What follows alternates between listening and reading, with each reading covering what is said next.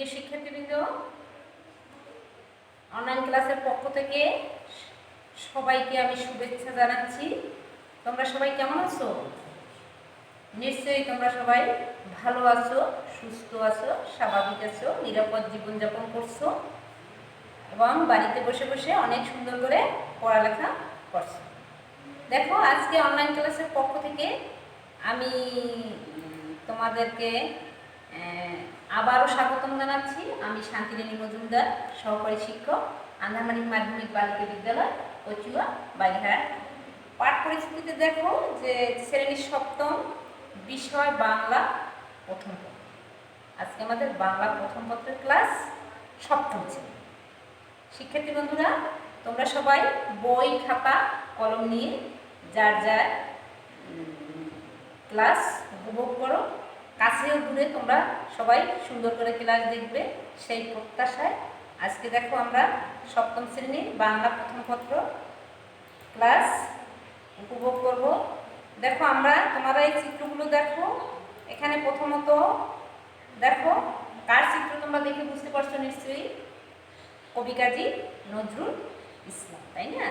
নজরুল ইসলামকে কোনো সময় বলা হতো সেই ছেলে। তাহলে আমরা আজকে কি করব বলো তো? আমরা আজকে মামুনুর রশিদ লেখা সেই ছেলেটি প্রথম অংশের প্রথম দৃশ্য আমরা আজকে পড়ব। প্রিয় শিক্ষার্থীবৃন্দ, দেখো যে মামুনুর রশিদের সেই ছেলেটি আমরা আজকে প্রথম অংশ পড়ব এবং প্রথম দৃশ্য, এটা একটা নাটকীয় দৃশ্য। আমরা সেই প্রথম অংশটা পড়ব। দেখো, প্রথমত শিখন ফলে কি আছে যে এবার শেষে তোমরা কি কি শিখতে পারবা? লেখক পরিচিতি উল্লেখ করতে পারবা, দৃশ্যগুলো ব্যাখ্যা করতে পারবা, শারীরিক ও মানসিকভাবে সুবিধা বঞ্চিত শিশুটির মনের অবস্থা বিশ্লেষণ করতে পারবা। তাহলে আমরা এই পাঠ শেষে শিক্ষার্থীরা কি কি শিখতে পারবে? দেখো, লেখক পরিচিতি অর্থাৎ মামুনুর রশিদ এর পরিচিতি, এর জীবন বৃত্তান্ত আমরা শিখতে পারবো, দৃশ্যগুলো ব্যাখ্যা করতে পারবো, অর্থাৎ এর যে নাটকীয় দৃশ্য এই গল্পের, এটা তোমরা ব্যাখ্যা করতে পারবে। শারীরিক ও মানসিকভাবে সুবিধাবঞ্চিত শিশুটির মনের অবস্থা বিশ্লেষণ করতে পারবে। অর্থাৎ এই গল্পের মধ্যে আছে একজন শারীরিকভাবে সুবিধাবঞ্চিত একজন শিশু, যে মানসিকভাবে শারীরিকভাবে সুবিধাবঞ্চিত, তার অবস্থা তোমরা বিশ্লেষণ করতে পারো। শিক্ষার্থীবৃন্দ, আমরা পরবর্তী স্লাইডে দেখি কি আছে। লেখক পরিচিতি। দেখো, তোমরা লেখক মামুনুর রশিদ দেখে চিনতে পারছো। মামুনুর রশিদ জন্ম কোথায়? 1948 খ্রিস্টাব্দের টাঙ্গাইলে। কোথায়? 1948 খ্রিস্টাব্দের টাঙ্গাইলে জন্মগ্রহণ করেছেন। তার কর্মজীবন হলো মামুনুর রশিদ বাংলাদেশে বিশিষ্ট একজন নাট্যকার, অভিনেতা ও নির্দেশক। তারপর দেখো, তার রচিত উল্লেখযোগ্য নাটক কি? ওরা পদ্মমালী, ওরা আছে বলে, ইদ্রিস, গিনিপি ইত্যাদি। তাহলে আমরা মামুনুর রশিদের রচিত উল্লেখযোগ্য নাটকগুলো ওরা পদ্মমালী, ওরা আছে বলে, ইদ্রিস, গিনিপি ইত্যাদি। আর একটা আছে দেখো, পুরস্কার। মঞ্চ নাটকের খ্যাতিমান নাট্য ব্যতীত বাংলা একাডেমি সাহিত্য পুরস্কার সহ অনেক পুরস্কার লাভ করেছে। প্রিয় শিক্ষার্থীরা, দেখো আমরা লেখক পরিচিতির মধ্যে কি কি পেলাম? যে মামুনুর রশিদ 1948 খ্রিস্টাব্দে কোথায় জন্মগ্রহণ করেছে? টাঙ্গাইলে। কর্মজীবন হলো মামুনুর রশিদ বাংলাদেশের বিশিষ্ট নাট্যকার, অভিনেতা ও নির্দেশক। তার রচিত উল্লেখযোগ্য নাটকগুলো হলো ওরা পদ্মমালী, ওরা আছে বলেই, ইদ্রিস, গিনিপি ইত্যাদি। পুরস্কার হলো মঞ্চ নাটকের খ্যাতিমান নাট্য ব্যতীত বাংলা একাডেমি সাহিত্যে পুরস্কার সহ অনেক পুরস্কার। শিক্ষার্থী বৃন্দ, তাহলে আমরা এই স্লাইডে তোমরা আবার একটু দেখে নাও যে মামুনুর রশিদ সম্পর্কে তোমরা কি কি জেনেছ। আবার একটু চোখ বুলিয়ে যাও যে জন্ম 1948 খ্রিস্টাব্দে কোথায়? টাঙ্গাইলে। কর্মজীবন হলো মামুনুর রশিদ বাংলাদেশের বিশিষ্ট নাট্যকার, অভিনেতা ও নির্দেশক। তার রচিত উল্লেখযোগ্য নাটক হচ্ছে ওরা পদ্মাবতী, ওরা আছে বলে, গিনিপিগ ইত্যাদি। পুরস্কার হলো কি? মঞ্চ নাটকের খ্যাতিমান নাট্য ব্যক্তিত্ব, বাংলা একাডেমি সাহিত্য পুরস্কার সহ অনেক পুরস্কার। তাহলে আমরা মামুনুর রশীদ সম্পর্কে কতটুকু জানলাম? কোথায় জন্মগ্রহণ করছেন? টাঙ্গাইলে। কত খ্রিস্টাব্দে? 1948 খ্রিস্টাব্দে। মামুনুর রশীদ বাংলাদেশের বিশিষ্ট নাট্যকার, অভিনেতা, নির্দেশক। তার রচিত উল্লেখযোগ্য নাটক ওরা পদ্মাবতী, ওরা আছে বলে, গিনিপিগ ইত্যাদি। পুরস্কার: মঞ্চ নাটকের খ্যাতিমান নাট্য ব্যতীত বাংলা একাডেমি সাহিত্য পুরস্কার সহ অনেক পুরস্কার লাভ করছে। প্রিয় শিক্ষার্থীরা, পরবর্তী স্লাইড আমরা দেখি কি আছে। চরিত্রলিপি। দেখো, নাম, অভিনয়, মানে কোন কোন চরিত্রে কে কে কি অভিনয় করেছে। সৌমেন, সাবু, এরা দুজন কি বলতো? ছাত্র। সৌমেন আর সাবু এই নাটকে দুজন হলো ছাত্র। তারপর পরবর্তীতে আছে আরজু, ছাত্র। আরজু ছাত্র, যাকে নিয়ে এই গল্পটি লেখা, কিন্তু শারীরিক ও মানসিকভাবে কি সুবিধা বঞ্চিত। আরজু হলো ছাত্র, কিন্তু শারীরিক ও মানসিকভাবে কেমন বলতো? সুবিধা বঞ্চিত। যাকে নিয়ে এই মামুনুর রশীদ এই গল্পটি লিখেছে, তার নাম কি বলতো? আরজু, তাই না? আচ্ছা, দেখি এরপর কে আছে। আইসক্রিমওয়ালা। আইসক্রিম বিক্রি করে জীবিকা নির্বাহ করে। কি হচ্ছে? আইসক্রিমওয়ালা কি করতেছে? আইসক্রিম বিক্রি করে তার জীবিকা নির্বাহ করে। পরবর্তীতে আছে কে? হাওয়াই মিঠাইওয়ালা। হাওয়াই মিঠাই বিক্রি করে জীবিকা নির্বাহ করে, তাই না? প্রিয় শিক্ষার্থীবৃন্দ, পরবর্তীতে আছে কে? লতিফ স্যার, আরজু স্কুলের একজন শিক্ষক। উনি হলো লতিফ স্যার, তাই না? তাহলে আমরা কার কার নাম পেলাম বলতো?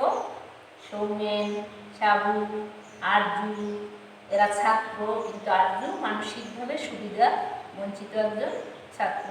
তারপর আইসক্রিমওয়ালা, আবার পেলাম কাকে? হাওয়াই মিঠাইওয়ালা, আর পেলাম স্কুলে লতিফ স্যার, তাই না? লতিফ স্যার হলো ওদের স্কুলেরই একজন শিক্ষক, তাই না? এরপর আছে মিঠু। মিঠু একজন ছাত্র। আমরা চরিত্রলিপিতে এরা অভিনয় করছে ছাত্র ভূমিকায়। আইসক্রিমওয়ালা আইসক্রিম বিক্রি করে, হাওয়াই মিঠাই বিক্রি করে হাওয়াই মিঠাইওয়ালা, আর স্কুলের স্বনামধন্য শিক্ষক হলো লতিফ স্যার, তাই না? আচ্ছা, দেখি শিক্ষার্থীবৃন্দ, পরের স্লাইডে তোমাদের জন্য একটা একক কাজ আছে। দেখো যে চরিত্রলিপিতে কি কি চরিত্রের উল্লেখ রয়েছে এটা তোমরা লিখে নেবে। এই যে চরিত্রলিপি, এতে কি কি চরিত্রের উল্লেখ রয়েছে তোমরা 2 মিনিটের ভিতর লিখে ফেলো। শিক্ষার্থীবৃন্দ, সবার কাছে বই খাতা আছে তো? নিশ্চয়ই আছে, তোমরা বই খাতা নিয়েই বসেছো ক্লাস করতে। এখন তোমরা লিখে ফেলো যে চরিত্রলিপিতে কি কি চরিত্রের উল্লেখ রয়েছে। যেমন সৌমেন ছাত্র, সাবু ছাত্র, তারপর লতিফ স্যার স্কুলের শিক্ষক, আইসক্রিমওয়ালা আইসক্রিম বিক্রি করে, হাওয়াই মিঠাইওয়ালা হাওয়াই মিঠাই বিক্রি করে, সাবু ছাত্র, তাই না? মিঠু ছাত্র, এরকম করে তোমরা লিখে নাও। প্রিয় শিক্ষার্থীরা, আমরা এখন পরবর্তী স্লাইডে কি আছে তোমাদের জন্য দেখি। দেখো, পরবর্তী স্লাইডে আছে যে গ্রামের পাশ দিয়ে যাচ্ছে সৌমেন, সাবু, আরজু, সবাই গান গাইতে গাইতে স্কুলে যাচ্ছে। বেশ তারা ওদের। তোমরাও এমন করে যাও না স্কুলে, 2-3 জন মিলে গান গাও, হাসির গল্প করো, তাড়াতাড়ি আবার হাঁটো, কারণ স্কুলে প্রথম যেতে হবে, ফার্স্ট বেঞ্চে বসতে হবে, তাই না? এরকম করে তোমাদের তারা থাকে না? তা ওদের ওরকম খুব তারা। গ্রামের পাশ দিয়ে যাচ্ছে রাস্তা দিয়ে সৌমেন, সাবু আর কে? আরজু। সবাই মনের খুশিতে গান গাচ্ছে, গাইতে গাইতে স্কুলে যাচ্ছে। বেশ ওদের তারা। ডিয়ার স্টুডেন্ট, দেখো পরবর্তী স্লাইডে আছে এক সময় হঠাৎ থেমে যায় আরজু। আরজু কিন্তু এক সময় থেমে গেছে। ওরা আরজুকে ফেলেই চলে যায়। আরজুর জন্য ওরা দাঁড়ায়নি, তাই না? আরজু থেমে গেছে, ওরা কি করছে? আরজুকে ফেলে চলে গেছে। এবার কি হচ্ছে? কিছুক্ষণ পর আরজুর পায়ে ব্যথা, সাবু ফিরে এসে। আরজুর পায়ে ব্যথা, বসে পড়ছে, সাবু দেখলো আরজু আসছে না, তাই সাবু কি করছে, ফিরে এসছে। ফিরে এসে কি বলছে, আরজু বলছে যে আরজু ঠিক আছে তোরা যা, আমি একাই এখনই যাব। ওদের যেতে বলছে, তাই না, ও একা একা যেতে পারবে এটাও ভাবছে। তাই ওদের বলছে তোরা চলে যা, আমি একটু করে একা একা চলে যাব। কিন্তু ও কি একা একা যেতে পারবে, পারবে না, কারণ ওর পায়ে ব্যথা, ও হাঁটতেই আর পারবে না। ওরা ওকে ফেলে রেখে চলে গেল। এর মধ্যে ওখানে কে আসছে বলো তো, দেখো এর মধ্যে চলে আসে আইসক্রিম, আইসক্রিম চাই, আইসক্রিম। কে আসলো, আইসক্রিম। আইসক্রিম আমার যখন এলো তখন আরজু কি বলছে, আইসক্রিমওয়ালা জিজ্ঞেস করছে কি হলো আরজু মিয়া, তুমি এখানে বসে কি করছো? আরজু বলছে কি, কিছুই। আরজু বলছে কিছুই। আরজু ভাই শোনো, তুমি কোন দিকে যাচ্ছ? আরজু ভাই শোনো, তুমি কোন দিকে যাচ্ছ? আইসক্রিমওয়ালা, স্কুলে ফাঁকি দেওয়া কিন্তু খুব খারাপ। আমিও খুব স্কুল ফাঁকি দিতাম, আমার অবস্থা দেখো। যদি লেখাপড়াটা করতাম তাহলে কি আর আইসক্রিম ফেরি করতে হতো? যাও স্কুলে যাও, চাই আইসক্রিম, আইসক্রিম। আইসক্রিমওয়ালা বললো যে স্কুলে ফাঁকি দেওয়া কিন্তু খুব খারাপ, আমিও খুব স্কুল ফাঁকি দিতাম, কিন্তু স্কুল ফাঁকি দেওয়ার ফলে দেখো আমার অবস্থা। যদি লেখাপড়াটা করতাম তাহলে কি আমার এরকম অবস্থা হতো? যাও স্কুলে যাও। এই বলে আবার কি করছে, সেই আইসক্রিম, আইসক্রিম, তাই না? এখন দেখো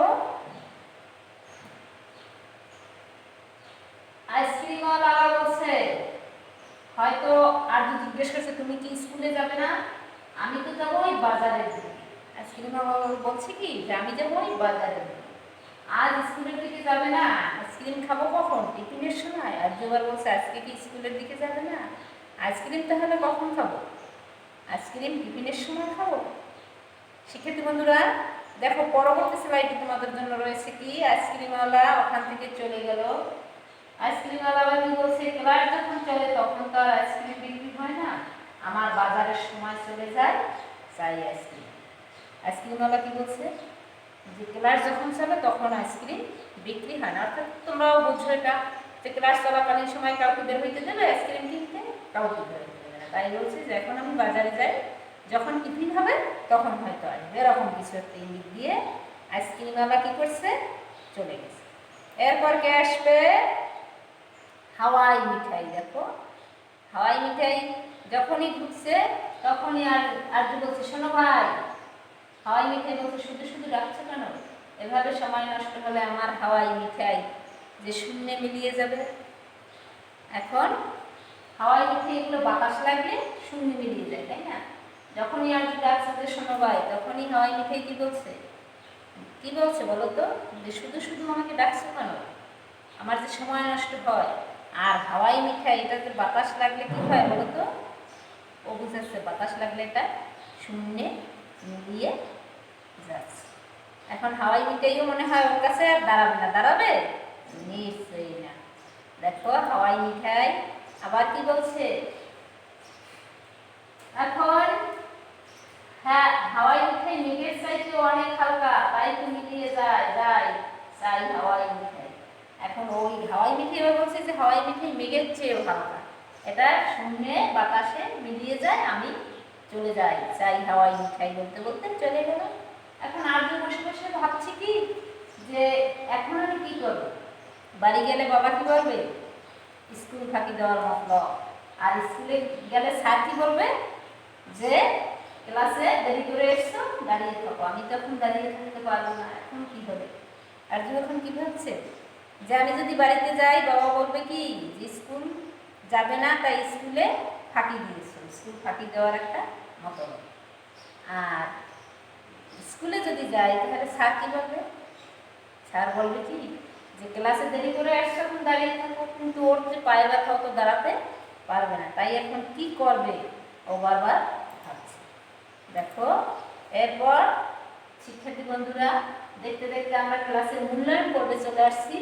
দেখো মূল্যায়নের জন্য তোমাদের কোশ্চেনগুলো দেখো, এবং সাথে সাথে পড়ো, আমার সাথে সাথে উত্তরগুলো খুঁজো। লেখক মামুনুর রশিদ কত খ্রিস্টাব্দে জন্মগ্রহণ করেন? আমরা লেখক পরিচিতির মধ্যে কিন্তু পড়ে আসছি। লেখক মামুনুর রশিদ কত খ্রিস্টাব্দে জন্মগ্রহণ করেন? শিক্ষার্থী বন্ধুরা, নিশ্চয়ই তোমাদের মনে আছে, কেউ কেউ বলতেও পারবা লেখক মামুনুর রশিদ 1948 খ্রিস্টাব্দে কোথায় জন্মগ্রহণ করেন বলো তো? কোথায়? টাঙ্গাইলে, তাই না? আচ্ছা, তাহলে লেখক মামুনুর রশিদ 1948 খ্রিস্টাব্দে টাঙ্গাইলে জন্মগ্রহণ করেন। দেখি পরবর্তী কোশ্চেন কি আছে তোমাদের জন্য। আইসক্রিমওয়ালা আরজুকে কি পরামর্শ দিয়েছিল বলো তো? আইসক্রিমওয়ালা আরজুকে কি বলছিল? আইসক্রিমওয়ালা আরজুকে বলছিল কি, যে তুমি এখানে বসে কি করছো? স্কুল ফাঁকি দেওয়া কিন্তু খারাপ, তাই না? আমিও খুব স্কুল ফাঁকি দিতাম। যদি আমি স্কুল ফাঁকি না দিতাম তাহলে আমি কি করতাম? আজ আমি এই করতে হতো না, অর্থাৎ ওই আইসক্রিম বিক্রি করে ওর জীবিকা নির্বাহ করতে হতো না, তাই না? তাহলে আরজুকে বলছে যে তুমি স্কুল ফাঁকি দিও না, স্কুল ফাঁকি দেওয়া কিন্তু খুব খারাপ, তাই না? তোমাদের জন্য পরবর্তী কোশ্চেন কি আছে দেখো, যে আরজুর অনুরোধ কেউ